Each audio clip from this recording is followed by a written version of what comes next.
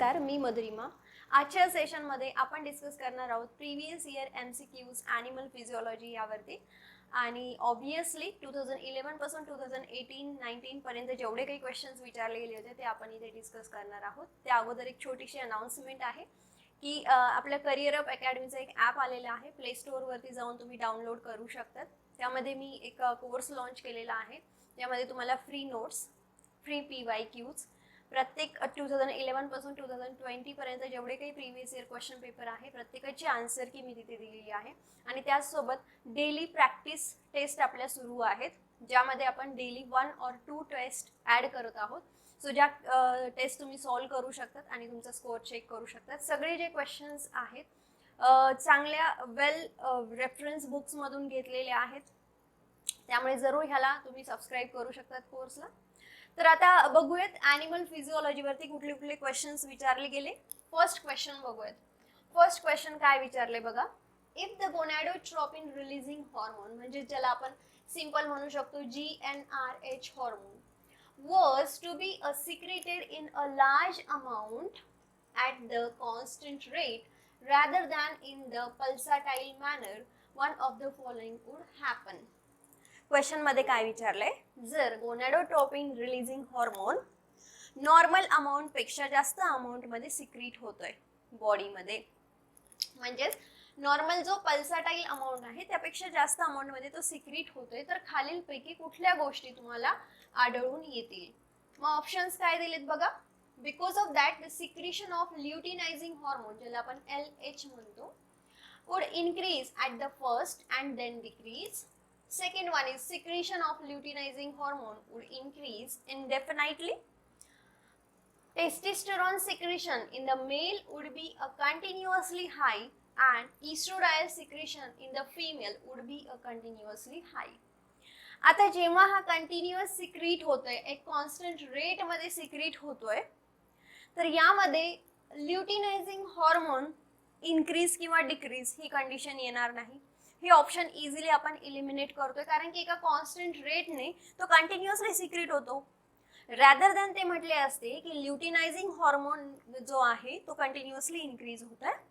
So that is the incorrect option. ह्याला आपण incorrect म्हणू शकतो, कारण की कंटिन्युअसली इन्क्रीज आणि डिक्रीज ही स्टेज येत नाहीये. Second, the secretion of luteinizing hormone would increase indefinitely. Indefinitely नाही होणार, कारण की अच्छा ठीक आहे, आपण बघूयात की कंटिन्युअसली इन्क्रीज का नाही होणार आहे. थर्ड ऑप्शन बघा. Testosterone secretion in the male would be a continuously high. Yes, definitely जेव्हा गोनॅडोट्रोपिन रिलीजिंग हॉर्मोन सिक्रीट होतो, अल्टिमेटली FSH LH जे आहे ते रेग्युलेट करण्याचं काम गोनॅडोट्रोपिन रिलीजिंग हॉर्मोनचं आहे, आणि टेस्टोस्टेरोनची अमाऊंट इन्क्रीज करण्याचं जे इन्क्रीज जे करते तो करतो गोनॅडोट्रोपिन रिलीजिंग हॉर्मोन. कारण की गोनॅडोट्रोपिन रिलीजिंग हॉर्मोन काय करत असतो, तर ऍक्ट होतो कोणत्या सेल्स वरती. 2 सेल, एक आहे सर्टोलाय सेल्स आणि दुसरी आहे लेडिक सेल्स. आता ही जी लेडिक सेल्स आहेत, ह्या लेडिक सेल्सचं फंक्शन एकच आहे की ती टेस्टोस्टेरोन हॉर्मोन सिक्रीट करत असते. कोणता? टेस्टोस्टेरोन हॉर्मोन सिक्रीट करते. आणि टेस्टोस्टेरोन हॉर्मोन सिक्रीट होतोय म्हणजेच तिथे स्पर्म फॉर्मेशन होतंय ऑब्वियसली. सो जर गोनॅडोट्रोपिन रिलीजिंगचं अमाऊंट वाढलं तर टेस्टोस्टेरोनची पण लेवल वाढणार आहे. ठीक. So our correct option is the option number C. मग फोर्थ ऑप्शन का इनकरेक्ट आहे. Estradiol secretion in the female would be the continuously high. Estradiol म्हटले त्यांनी, इस्ट्रोजन नाही म्हटले. इस्ट्रोजन आणि इस्ट्रोडायल ह्या दोन्हींमध्ये काय डिफरन्स आहे. जेव्हा इस्ट्रोजनची अमाऊंट कमी होते तर तेव्हा आर्टिफिशियली जेव्हा बाहेरून एखादं हॉर्मोन इस्ट्रोजन सारखाच हॉर्मोन जेव्हा प्रोव्हाइड करतात त्याला म्हणतो आपण इस्ट्रोडायल. इस्ट्रोजन अँड इस्ट्रोडायल फंक्शन सेम करतात, पण आर्टिफिशियली बाहेरून जेव्हा आपण इंजेक्ट करतो त्याला इस्ट्रोडायल म्हणतो. आणि estrogen that is a naturally occurring hormone. So that is also the incorrect option. So the correct option is the testosterone. मग कसं, कुठल्या पद्धतीने, त्याचे रिझन्स काय, किंवा थोडक्यात आणखी आपण माहिती बघूयात. सो गोनॅडोट्रोपिन रिलीजिंग हॉर्मोन, ज्याला आपण GnRH म्हणतो, released from where? The nerve cells in the brain, and it controls the production of luteinizing hormone. कशाचं प्रोडक्शन कंट्रोल करतो? ल्युटिनायझिंग हॉर्मोन आणि FSH हॉर्मोनचं, फॉलिक्युलर स्टिम्युलेटिंग हॉर्मोनचं कंट्रोल करत असतो फ्रॉम द पिट्युटरी ग्लँड. बरोबर. त्यानंतर मेन मध्ये काय कंडिशन्स आहेत ती बघूया. In men the lack of gonadotropin. जर गोनेडोट्रोपिन नसताच तर काय झालं असतं? जर गोनेडोट्रोपिन नसतं तर will means that the testis will not grow at the puberty and they will not produce their own testosterone और the sperm. Obviously gonadotropin releasing hormone secrete होतंय, म्हणजेच तो लेडिंग सेलवरती ऍक्ट होतोय. लेडिंग सेलचं फंक्शन आहे टेस्टेस्टेरॉन सिक्रीट करणं, आणि टेस्टेस्टेरॉन सिक्रीट झाला तरच स्पर्म फॉर्म होतील. सो जर गोनेडोट्रोपिनच रिलीज नाही झाला तर स्पर्म फॉर्मेशन स्टॉप होणार आहे. ठीक.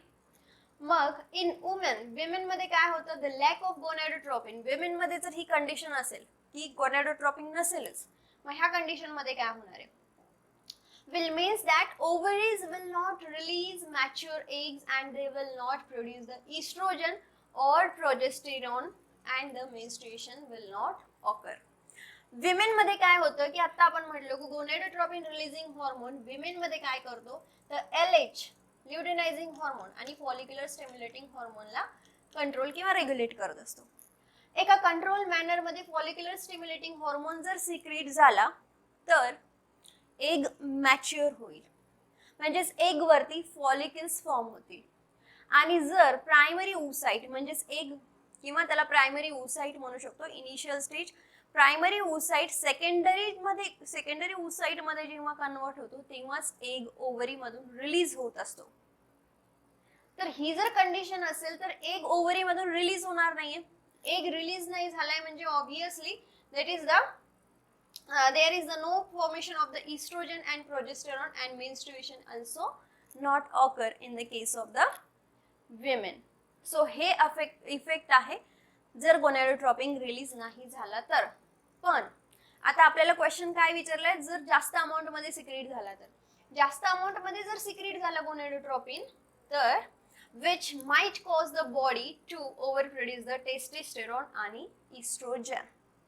So this is the all information regarding the gonadotropin releasing hormone. आता तुम्ही म्हणता क्वेश्चन तर मॅम विचारलाय की जास्त अमाउंट झाली तर काय, पण नेक्स्ट टाइम असाही क्वेश्चन विचारू शकतात की गोनाडोट्रोपिनची अमाउंट नसेलच किंवा गोनाडोट्रोपिनची अमाउंट खूप कमी आहे, लॅक ऑफ गोनाडोट्रोपिन्स आहे, तर मेल मध्ये काय इफेक्ट होते, फिमेल मध्ये काय इफेक्ट होते. That's why we have discuss this concept. Okay. आता एक्झॅक्टली मेकॅनिझम कसं असतं ते आपण एकदा बघूया. आता हा आहे आपला हायपोथॅलॅमस. हायपोथॅलॅमस काय करत असतो? गोनाडोट्रोपिनला रिलीज करतो. गोनाडोट्रोपिन ऍक्ट होतो कुठे? पिट्युटरी ग्लँड वरती. पिट्युटरी ग्लँड वरती जेव्हा ऍक्ट होतं तर ऑब्वियसली पिट्युटरी ग्लँड मधून गोनाडोट्रोपिन रिलीजिंग हॉर्मोन दोन सेल्सला किंवा हे जे FSH फॉलिक्युलर स्टिम्युलेटिंग हॉर्मोन आणि ल्युटिनायझिंग हॉर्मोन्सला काय करत असतो? ऍक्टिवेट करतो किंवा कंट्रोल मॅनर मध्ये सिक्रीट करत असतो. ल्युटिनायझिंग हॉर्मोन सिक्रीट झाले तर ऑब्वियसली ल्युटिनायझिंग कशावरती ऍक्ट करतील? लेडिग सेल्स वरती. आणि आपल्याला माहिती आहे लेडिग सेल्सचं फंक्शन काय? ते टेस्टोस्टेरॉन सिक्रीट करत असतात. अल्टिमेटली जर गोनाडोट्रोपिन रिलीजिंगची अमाउंट वाढली तर ॲट लास्ट टेस्टोस्टेरॉनची अमाउंट वाढणार आहे. ठीक आहे. आता फॉलिक्युलर सेल्स वरती काय होते? फॉलिक्युलर स्टिम्युलेटिंग हॉर्मोन सिक्रीट होते पिट्युटरी मधून. ते ऍक्ट होत आहे सर्टोलाय सेल्स मध्ये आणि सर्टोलाय सेल्स काय करतात? अँड्रोजन बाइंडिंग ग्लोबिन सिक्रीट करत असतात आणि इनिबिन नावाचा एक प्रोटीन किंवा हॉर्मोन सिक्रीट करत असतात. जर इनिबिनचं कॉन्सन्ट्रेशन वाढलं तर इनिबिन काय करतो? जातो आणि हा पिट्युटरी ग्लँड वरती कंट्रोल करायचं फीडबॅक मेकॅनिझमने कंट्रोल करतो. हायपोथॅलॅमसला फीडबॅक मेकॅनिझमने कंट्रोल करतो की सांगतो आता बस झालं, गोनाडोट्रोपिन रिलीजिंग हॉर्मोन्सची अमाउंट थोडीशी कमी करा. सिमिलरली इथे पण फीडबॅक इनिबिशन होते. टेस्टोस्टेरॉन जातोय, इथे पिट्युटरी ग्लँड वरती ऍक्ट होतोय आणि इथे वरती हायपोथॅलॅमस मध्ये पण ऍक्ट होतोय की आता तो सांगतोय की आता ह्यांचं अमाउंट जे आहे ते कमी करा. म्हणजेच अल्टिमेटली गोनाडोट्रोपिन वाढला तर टेस्टोस्टेरॉन वाढणार. गोनाडोट्रोपिन मध्ये लॅक असेल तर टेस्टोस्टेरॉन पण लॅक असणार आहे.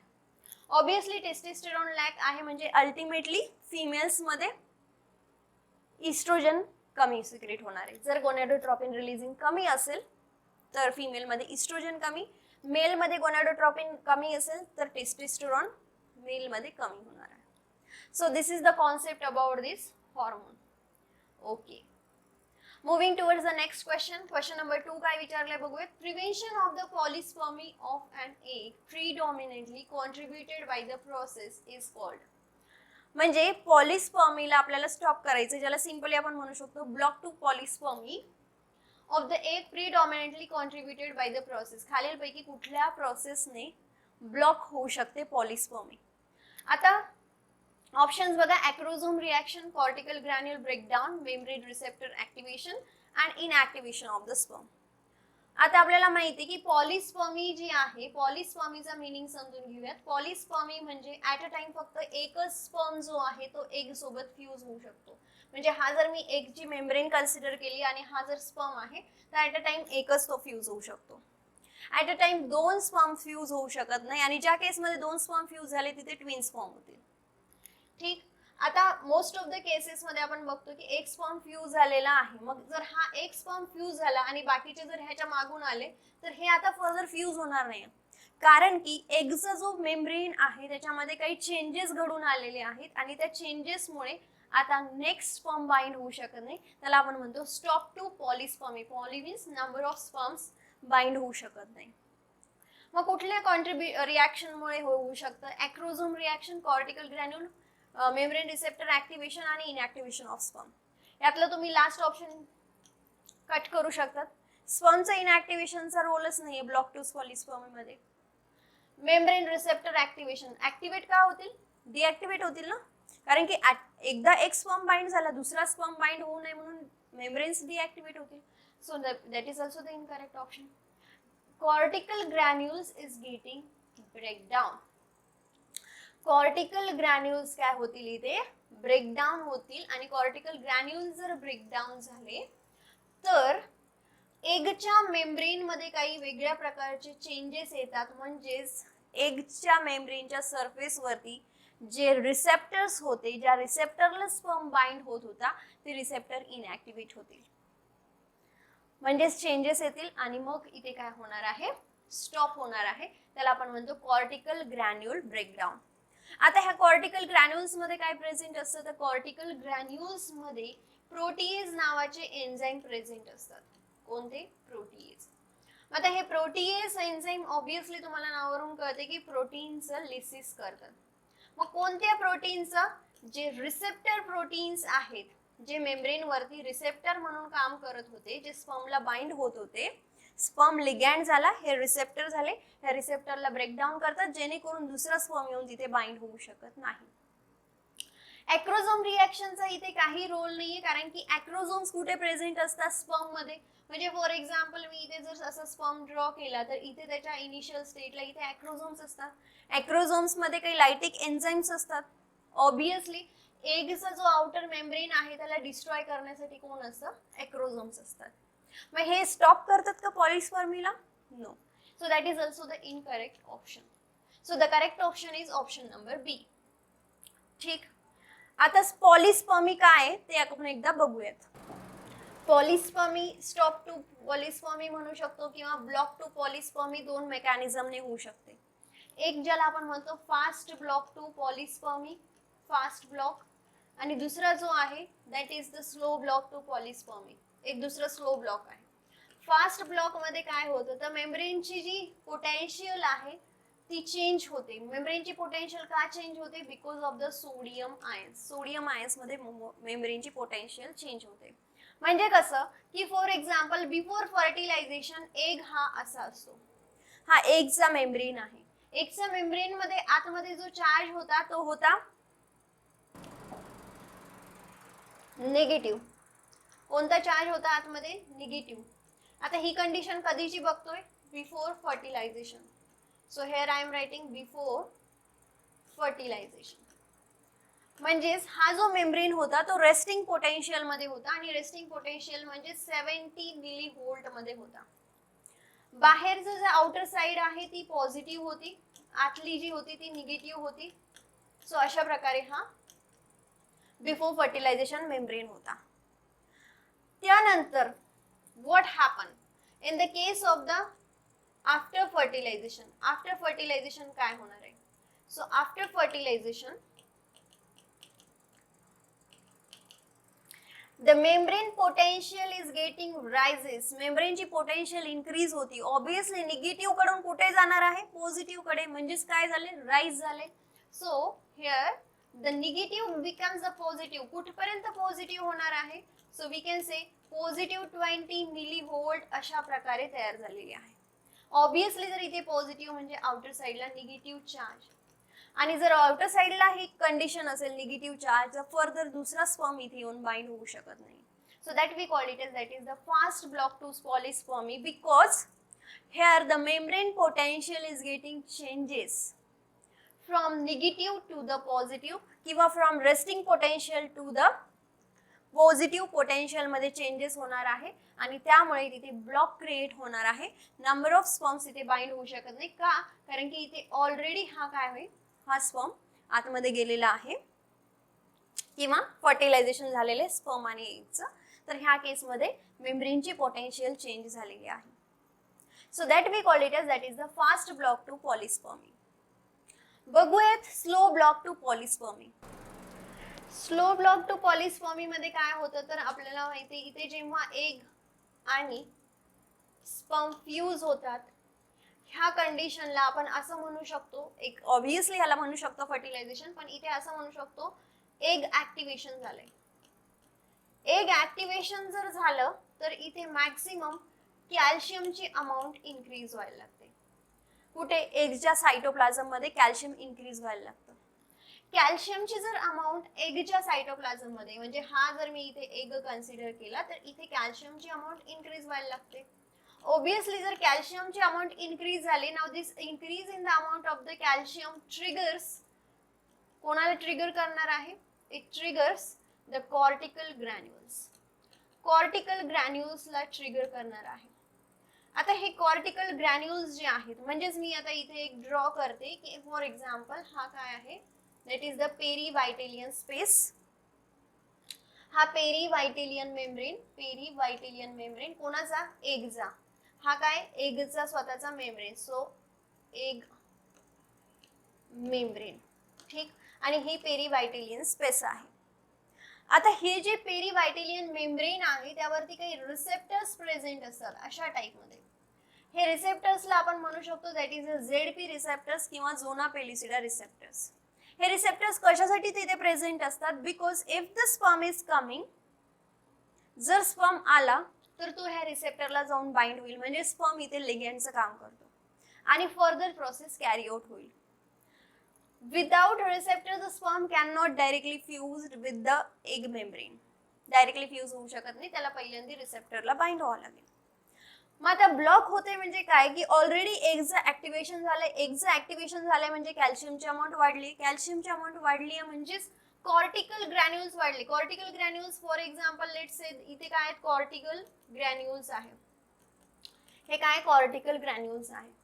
नाव दीज कॉर्टिकल ग्रॅन्युल्स, किंवा इथे दाखवते मी हा कॉर्टिकल ग्रॅन्युल्स आहे. ह्या कॉर्टिकल ग्रॅन्युल्स मध्ये काय असतं तर एक एन्झाईम असतो ज्याला आपण म्हणतो that is the serine protease नावाचे एन्झाईम. हे जे सेरिन प्रोटीएज नावाचे एन्झाईम आहे, ऑब्विसली प्रोटीएज म्हणजे प्रोटीनला लिसिस करणार आहे. Now what happen? The cortical granules fuse होऊ लागतात ह्या पेरीवायटेलियन मेम्ब्रेनशी. जर हे इथे फ्यूज झाले किंवा असं म्हणू शकतो एग मेम्ब्रेनला फ्यूज होतील आणि एग मेम्ब्रेनला फ्यूज झाले तर इथे काय होणार आहे तर हे सगळे सिरीन प्रोटीएज जे आहे ते एन्झाईम्स इथे रिलीज होतील. हे एन्झाईम्स जर इथे रिलीज झाले तर ते ऍक्ट होतील ह्या रिसेप्टर्सला आणि ह्या रिसेप्टरला डिस्टर्ब करून टाकतील. म्हणजेच मेम्ब्रेन मध्ये चेंजेस येतील. मेम्ब्रेनचे जे रिसेप्टर्स आहेत त्याला डिस्टर्ब करतील. कोण? Cortical granules. And in this way obviously receptors नसेल तर इथे काय होणार आहे? ब्लॉक होणार आहे. दुसरा एखादा स्पर्म इथे बाइंड होणार नाहीये. म्हणजेच ह्याला आपण म्हणतो that is the block to polyspermy. So दोन टाइप बघितले, फास्ट ब्लॉक आणि स्लो ब्लॉक. स्लो ब्लॉक मध्ये कॉर्टिकल ग्रॅन्युल्सचं काम आहे, फास्ट ब्लॉक मध्ये सोडियमचं काम आहे. ठीक. इथे मेम्ब्रेनची पोटेन्शियल चेंज होते इमिडिएटली. रेस्टिंग मधून तो पॉझिटिव्ह पोटेन्शियल मध्ये जातो किंवा increase in the resting potential due to the sodium ion channels. आणि इथे कॅल्शियमचा रोल आहे, कॅल्शियम इन्क्रीज होतं म्हणून कॉर्टिकल ग्रॅन्युल्स ट्रिगर होतात म्हणून ते काय होणार आहे, मेम्ब्रेन मध्ये चेंजेस येणार आहे. So but this process requires a time and that's why we said that is the slow block to polyspermy. समजले? ओके. क्वेश्चन नंबर 3 बघा. The structural and functional contraction is the option आहे myofibril, myosin, sarcomere, A and I band. So the correct option is the myosin. So myosin is involved in the structural and functional contraction. See here. So this is the myosin filaments. You can see हे जे आहे myosin filaments आणि हे जे आहेत हे exactly मायोसिन्स आहेत. मायोसिन्स ह्यांच्या सोबत इंटरॅक्ट करत असतात ट्रोपॅनिन सोबत. हे जे ट्रोपॅनिन सोबत इंटरॅक्ट केले तर मग फर्दर त्यांना मुवमेंट होत असते, त्यांची मुवमेंट अशा प्रकारे होत असते, पण इथे त्यांना एनर्जी लागणार आहे GTP. So generally structural changes मध्ये कोण इन्व्हॉल्ड असतात तर आपण म्हणतो की that is the myosin is getting involved. आता ही इन्फॉर्मेशन तुम्हाला कुठे मिळेल? ही इन्फॉर्मेशन तुम्हाला 11th स्टँडर्डच्या बुक मध्ये मिळणार आहे. ठीक. So you can read that and can see the details of the myosin. Question number 4. Action potential of the neuron does not follow. Option आहे graded potential, threshold stimulation, the all or none law, the influx of the sodium ion. विचारलं काय action potential न्यूरॉन्सची काय follow करत नाही याच्यापैकी. तर action potential म्हणजेच आपल्याला असा पीक मिळेल. हा कशाचा पीक आहे? हा आहे ऍक्शन पोटेन्शियलचा. मग ही कशाला फॉलो करत नाहीये तर ही फॉलो करत नाही थ्रेशोल्ड स्टिम्युलेशनला. इथे थ्रेशोल्ड टाइपचं स्टिम्युलेशन आहे. It does not follow the threshold stimulation. How? See in this diagram you can see this is the action potential. Action potential मध्ये तुम्हाला माहिती आहे की ही जी आहे that is the -70 is the resting potential. Obviously negative कडून positive कडे जातो म्हणल्याच्या नंतर तिथे पोटेन्शियल जी असेल ती 65 negative 65 is the more than the -70. So ही काय झाली? ही थ्रेशोल्ड पोटेन्शियल झाली किंवा ही थ्रेशोल्ड लेवल आहे. सो आपण म्हणू शकतो this is the local potential changes किंवा ग्रेडेड चेंजेस आलेले आहेत. आता हे चेंजेस नंतर इथे काय होणार आहे? डिपोलरायझेशन होणार आहे. डिपोलरायझेशन म्हणजे opening off voltage gated sodium channels, जे मगाशी आपण बघितले होते. कुठे बघितले होते? फास्ट ब्लॉक टू पॉलिस्पर्मी मध्ये होता. फास्ट ब्लॉक पॉलिस्पर्मी मध्ये सोडियम चॅनल्स ओपन झाले होते आणि सोडियम चॅनल्स ओपन झाल्यामुळे काय झालं होतं की एगच्या आतमध्ये पॉझिटिव्ह चार्ज झालेला होता आणि आपण म्हटलं होतं की एगची पोटेन्शियल रेस्टिंग मधून पॉझिटिव्ह कडे जात होती पोटेन्शियल. म्हणजेच ह्या एगचं काय झालं होतं? डिपोलरायझेशन. सिमिलरली इथे पण डिपोलरायझेशन झालंय कारण की इथे सोडियम चॅनल्स ओपन झाले. ऑब्विसली डिपोलरायझेशन झालंय तर इथे निगेटिव्ह कडून पॉझिटिव्ह पोटेन्शियल चालली आणि इथे काय होणार आहे? दिस इज द रिपोलरायझेशन. रिपोलरायझेशन मध्ये ऑब्विसली सोडियम चॅनल्स ओपन झाल्यामुळे इतकी पोटेन्शियल वाढली की आता सोडियम चॅनल्स क्लोजर झाले आणि आता पोटॅशियमचे जे चॅनल्स आहेत ते ओपन झाले. इनिशियली काय झालं होतं? सोडियमचे ओपन झाले होते. सोडियमची ओपन झाल्याच्या नंतर कंटिन्युअसली सोडियमची पोटेन्शियल खूप जास्त वाढली. सोडियमची पोटेन्शियल किंवा पॉझिटिव्ह मध्ये खूप जास्त झाले. पॉझिटिव्ह पोटेन्शियल जास्त झाली. पॉझिटिव्ह जास्त झाली तर सोडियम आता क्लोज झाले. सोडियम क्लोज झाले तर पोटॅशियम चॅनल्स ओपन झाले. पोटेन्शियल चॅनल्स जेव्हा ओपन होतात आणि सोडियम क्लोज होतात त्याला आपण म्हणतो दॅट इज द रिपोलरायझेशन स्टेट. रिपोलरायझेशन म्हणजे जेव्हा चार्ज पुन्हा 0 वरती येतो, हा काय झाला? Repolarization state. आणि त्यानंतर काय होणार आहे तर पोटॅशियम चॅनल ओपन झाले. Now this potassium channel reopens opens after the potential changes to the resting level आणि त्याला प्रोसेसला आपण म्हणतो that is the hyper polarization. So this is the action potential आणि ही जी ऍक्शन पोटेन्शियल आहे ती थ्रेशोल्ड लेवलला कन्सिडर करत नाही. So it does not follow the threshold level.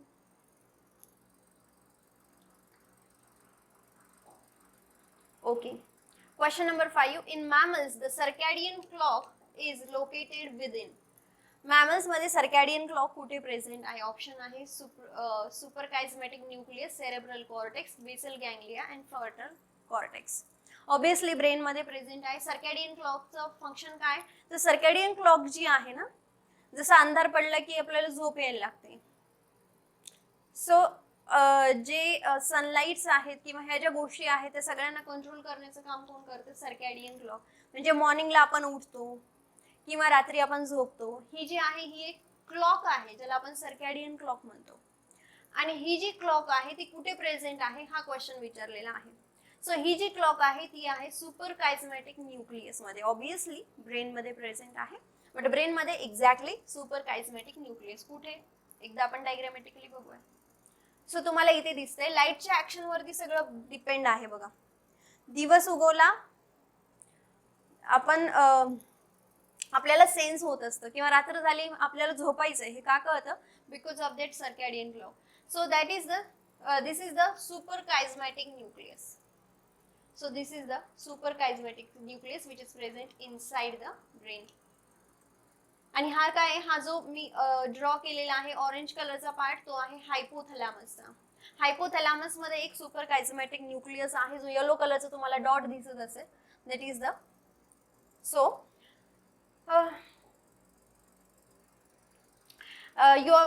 the more information about it, that is the your brain is the master clock, receives the light cues from the environment. Brain तुमचा light जो आहे तो receive करत असतो. Brain आपला एक master clock म्हणून काम करतो. ओके, क्वेश्चन नंबर नेक्स्ट विचारलाय, which of the following particularly in the sperm is primarily responsible for the hydrolytic activity during the sperm egg interaction. Hydrolytic activity कोणाकडे असते जेव्हा स्पर्म आणि एगचं इंटरॅक्शन होतं. आता स्पर्मचं एकदा स्ट्रक्चर दाखवते. This is the head, here is the mitochondria obviously energy provide करण्यासाठी, and this is the tail region. ह्याच्यामध्ये इथे वरती जो आहे तो ॲक्रोझोम्स प्रेझेंट आहे आणि इथे न्यूक्लियस प्रेझेंट आहे स्पर्मचा.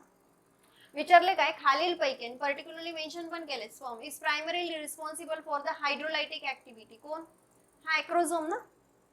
का, कारण की ॲक्रोझोमकडे हायड्रोलायटिक एन्झाईम आहे जे एगच्या पेरीवायटेलियन मेम्ब्रेनला डिस्टर्ब करतात. मग पेरीवायटेलियनच्या स्पेसमध्ये जातील, पेरीवायटेलियन स्पेस मधून एग मेम्ब्रेन मध्ये जातील, एग मेम्ब्रेनला डिस्टर्ब करून मग ते आतमध्ये काय होणार आहे, न्यूक्लियस सिक्रेट करणार आहे.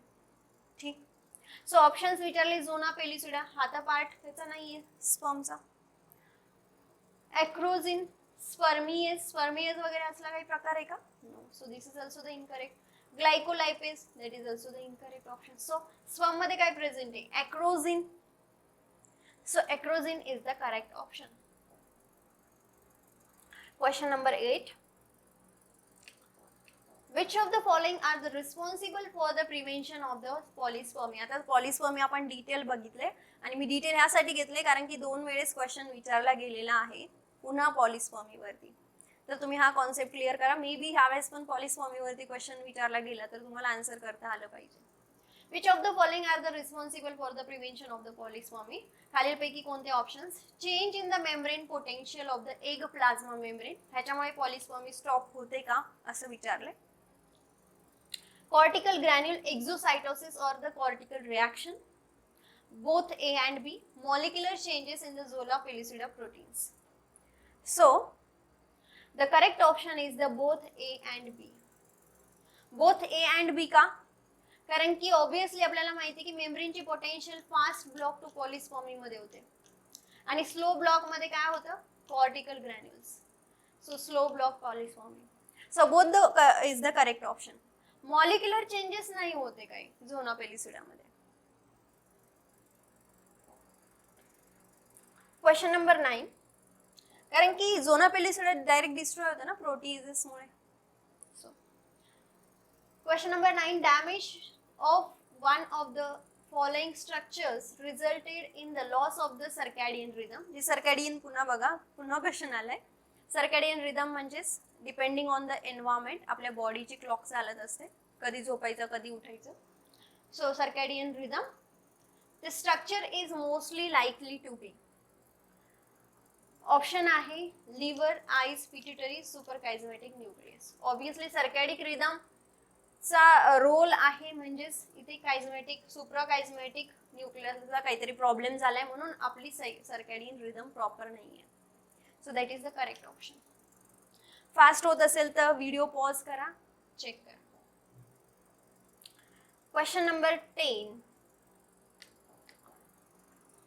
नोट्स मी ह्याच्याशी रिलेटेड, म्हणजे आता हा क्वेश्चन आलाय म्हणून सांगते की किडनीचं जे डिटेल्स आहेत, मेकॅनिझम, किडनी कसं फंक्शन करते, स्ट्रक्चर काय आहे किडनीचं, ऑल दॅट डिटेल्स त्याच्या नोट्स जे आहेत मी आपल्या ॲपवरती टाकलेल्या आहेत, करिअर अप अकॅडमी नावाच्या, त्यावरती तुम्ही चेक करू शकता. Podocytes are the cell in the renal corpuscles that, option आहे forms the outer wall of the Bowman's capsule, forms the muscle coating of the afferent and efferent arteries, form the intra and extraglomerulus mesengium, and wrap around the glomerulus capillaries. So, the correct option is the option number B. विचारलं काय? Podocytes. आपल्याला माहिती हा आहे renal Bowman's capsule. Bowman's capsule मध्ये दोन हे आर्ट्रिओल्स असतात, एक असते अफरंट आणि एक असते इफरंट. अफरंट मधून ब्लड आतमध्ये येतं, इफरंट मधून बाहेर जातं. ह्या ज्या अफरंट आणि इफरंट आर्ट्रिओल्स आहेत त्यांच्या साइडने अशा टाइप मध्ये हे काय असतात तर पोडोसाइट्स असतात. सो ऑब्विसली Bowman's कॅप्सूलच्या आउटर वॉल मध्ये प्रेझेंट नाहीये, हे ऑप्शन इनकरेक्ट करू शकतो. किंवा एक्स्ट्रा ग्लोमेरुलस, इंट्राग्लोमेरुलस असला कुठला पार्ट नाहीये, किंवा it wrap around the glomerulus कॅपिलरीजच्या अराउंड ते रॅप होतात. So that is also not the correct option. C. How? Diagrammatically बघूया. आता ही डायग्राम एकदम व्यवस्थित दिलेली आहे. इथे तुम्हाला दिसते दिस इज द Bowman's कॅप्सूल. आता ह्या Bowman's कॅप्सूलची जी आउटर लेअर आहे त्याला आपण म्हणतो पॅराइटल लेअर. त्यानंतर इथे जी मधले स्पेस आहे त्याला आपण म्हणतो कॅप्स्युलर स्पेस. ऑब्विसली Bowman's कॅप्सूल म्हणतोय म्हणजे कॅप्सूलची स्पेस आहे ती. त्यानंतर तुम्हाला इथे दिसत असेल अफरंट आणि इफरंट आर्ट्रिओल्स. ह्या ज्या आहेत ज्या पिंक कलरने दिसते दॅट इज द अफरंट आणि इफरंट आर्ट्रिओल्स आहेत. ह्या ज्या अफरंट आणि इफरंट आर्ट्रिओल्स आहेत त्याच्या आउटर मेम्ब्रेन वरती जर तुम्ही व्यवस्थित बघितलं तर तुम्हाला इथे पोडोसाइट्स दिसतील. So these are what? This is the podocytes. आणि ह्या पोडोसाइट्स मध्ये जे मध्ये स्पेस दिसते, हे मध्ये ज्या स्पेस आहे त्याला आपण म्हणतो that is the pedicel. So this is the pedicels. म्हणजेच आपलं करेक्ट ऑप्शन काय तर अफरंट आणि इफरंटच्या बाजूने ज्या काही सेल्स प्रेझेंट आहे त्याला आपण म्हणतो that is the podocytes. Okay. Question number 11. The hormone progesterone. Progesterone वरती question विचारलाय. Produced by the hypothalamus and stored in the pituitary, posterior pituitary, plays the major role in the preparing the uterus for the implantation, is solely responsible for the maintenance of the secondary sex characteristics. It is solely responsible for the stimulation of the FSH production and follicular growth. So what is the correct option? प्रोजेस्टेरॉनशी related question आहे. Obviously progesterone म्हणजे आपल्याला ही female reproductive system consider करावी लागणार आहे. Female reproductive system मध्ये होतं काय ते आपण एकदा बघू. त्याच्या स्पेस नाही. आपल्याला माहिती आहे की हा फिमेल रिप्रोडक्टिव्ह सिस्टीमचा पार्ट आहे. हा आहे फंडस, हे डक्ट आहे. सो इस्थमस, एम्प्युलर रिजन, आणि इथे असणार आहे ओव्हरी दोन्ही साइडने अशा प्रकारे. आणि ही जी बाइंड आहे हे कार्टिलेजेसने अशी बाइंड असते. ठीक. आता ही ओव्हरी कन्सिडर करूया. ह्या ओव्हरी मध्ये ही ओव्हरी कन्सिडर केली तर इथे प्रायमरी oocyte असतो. प्रायमरी oocyteची काय होत असते तर डेव्हलपमेंट होत असते. प्रायमरी oocyteची डेव्हलपमेंट होतीये म्हणजे काय होतंय? प्रायमरी oocyteच्या आउटर साइडने काय व्हायला लागतं तर फॉलिक्युलर सेल्स ग्रो होऊ लागतात. फॉलिक्युलर सेल्सची कोटिंग व्हायला लागते. So in this way the follicular cells ultimately development होती म्हणजे प्रायमरी oocyteचं कन्वर्जन सेकंडरी oocyte मध्ये होतं. So this is the secondary oocyte. हे कधी होईल? जेव्हा फॉलिक्युलर स्टिम्युलेटिंग हॉर्मोन्स सिक्रेट होतील. फॉलिक्युलर स्टिम्युलेटिंग हॉर्मोन कधी सिक्रेट होतील तुम्हाला आठवत असेल, हायपोथॅलॅमस. हायपोथॅलॅमस मधून काय झालं होतं, इथे लिहिते, हायपोथॅलॅमस, त्यामधून काय झालं होतं, गोनॅडोट्रोपिन रिलीजिंग हॉर्मोन सिक्रेट झालं, तो गेला होता पिट्युटरी वरती आणि पिट्युटरीने काय केलं होतं, FSH ला सिक्रेट केलं होतं. म्हणजेच अल्टिमेटली पिट्युटरी इथे ओव्हरी वरती ऍक्ट होते, म्हणजेच इथे काय होते, फॉलिकल्सची ग्रोथ होती. फॉलिकलची ग्रोथ होती म्हणजे सेकंडरी oocyte तयार होते. As the secondary oocyte is getting matured, menstrual cycle मध्ये जर कन्सिडर केलं तर 14th डे ला काय होणार आहे, ओव्ह्युलेशन प्रोसेस होणार आहे. And now that secondary oocyte is comes out of this ovary, म्हणजे ओव्हरी मधून हा बाहेर येणार आहे. कुठे जाणार आहे, ह्या अँप्युला इस्थमस रिजन मध्ये. ठीक, आता हा जर सेकंडरी oocyte म्हणजे फक्त मधलाच पार्ट जर बाहेर आलेला असेल तर remaining part that we called it as, that is the corpus luteum. हे जे कॉर्पस ल्युटियम आहे तो सिक्रेट करतो हॉर्मोन प्रोजेस्टेरॉन. कॉर्पस ल्युटियम तोपर्यंत सर्वाइव्ह करणार आहे जोपर्यंत स्पर्म येऊन इथे इंटरॅक्ट होत नाही. ॲज द कंडिशन कम्स की स्पर्म आलेलाच नाहीये, तिथे फर्टिलायझेशन झालेलं नाहीये, तर ह्या केसमध्ये काय होणार आहे, तर हा कॉर्पस ल्युटियमचं कन्व्हर्जन कॉर्पस अल्बिकन्स मध्ये होईल. मग कॉर्पस ल्युटियमचं कन्व्हर्जन जर कॉर्पस अल्बिकन्स मध्ये झालं तर आता प्रोजेस्टेरॉनची लेवल कमी होऊन जाईल. म्हणजेच अल्टिमेटली असं म्हणू शकतो की प्रोजेस्टेरॉन जो आहे तो इम्पॉर्टंट रोल प्ले करतो युटेरस मध्ये इम्प्लांटेशन साठी. कारण की जो न्यू बॉर्न बेबी आहे किंवा जिथे इम्प्लांटेशन झालेलं आहे तिथे न्यूट्रिशन देण्याचं काम कोण करत असतं, एंडोमेट्रियम्स. म्हणजेच इथे जर मी कन्सिडर केलं की हा एंडोमेट्रियमचा पार्ट आहे, ह्या एंडोमेट्रियम मध्ये काही ब्लड वेसल्स असतात जे की न्यूट्रिशन प्रोव्हाइड करतात. जर इथे फर्टिलायझेशन झालं अशा टाइप मध्ये, हा एग आहे, स्पर्म फर्टिलाइज झालेला आहे. आता इम्प्लांटेशन म्हणजे ऑब्विसली याचं कन्व्हर्जन मोरिला, मग गॅस्ट्रुला, मग डेव्हलपमेंट, ऑब्विसली बेबीचे फॉर्मेशन होणार आहे. सो प्रोजेस्टेरॉन हॉर्मोन काय करत असतो तर हे एंडोमेट्रियमची लेवल कंटिन्यू ठेवत असतो. म्हणजेच असं म्हणू शकतो it plays the major role in the preparing the uterus for the implantation. So this is the correct और the most correct statement about the hormone progesterone. हे मोस्ट करेक्ट स्टेटमेंट आहे. ठीक, आणि इथे पहिला ऑप्शन काय दिले, produced by the hypothalamus, not, it is not produced by the corpus luteum secrete करत असते.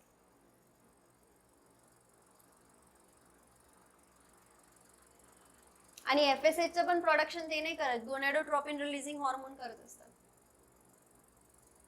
Okay, next question, which of the following statement is the correct for the oxytocin and the vasopressin? Option आहे oxytocin is released from the hypothalamus while the vasopressin is not. Oxytocin is involved in the parturition while the vasopressin is in the urine concentration. Vasopressin acts as the muscles while the oxytocin does not. Oxytocin is involved in the urine concentration while the vasopressin is with the milk ejection. So what is the correct option? यापैकी कोणतं correct option आहे? Option number B. Oxytocin is involved in the parturition while the vasopressin is in the urine concentration. So in this way we have completed this MCQ session on the animal physiology. आता आपण next जो session असणार आहे तो असणार आहे जसं तुम्ही सांगितल्याप्रमाणे टेक्निक्स वरती एक MCQ चं सेशन ठेवायचं आहे. तर मी लवकरात लवकर प्रयत्न करेल की 1 ते 2 दिवसामध्ये MCQs on the techniques discuss करण्याचा. सो जर तुम्हाला माझा व्हिडिओ आवडला असेल तर नक्कीच लाईक, शेअर आणि सबस्क्राईब करा. त्याचसोबत टेलिग्राम चॅनल आहे आपलं करिअर अप अकॅडमीचं, त्याची लिंक मी डिस्क्रिप्शन बॉक्समध्ये दिलेली आहे. त्यावरती जाऊन तुम्ही टेलिग्राम चॅनलला जॉईन करू शकता, ज्यामध्ये डेली अपडेट्स येत असतात आणि ॲपचे जे काही डिटेल्स आहेत ती तुम्हाला तिथे मिळून जातील. ज्या दिवशी मी टेस्ट ॲड करते त्या दिवशीची कोणती टेस्ट आहे ते मी ॲपवरती टाकते. त्याचसोबत जर तुम्ही ॲप डाउनलोड केला आणि तिथे जर जॉईन झाला तर ॲपमध्ये एक सेपरेट ग्रुप आहे, त्यावरती तुम्ही कंटिन्युअसली डिस्कशन करू शकता. तुमचे जे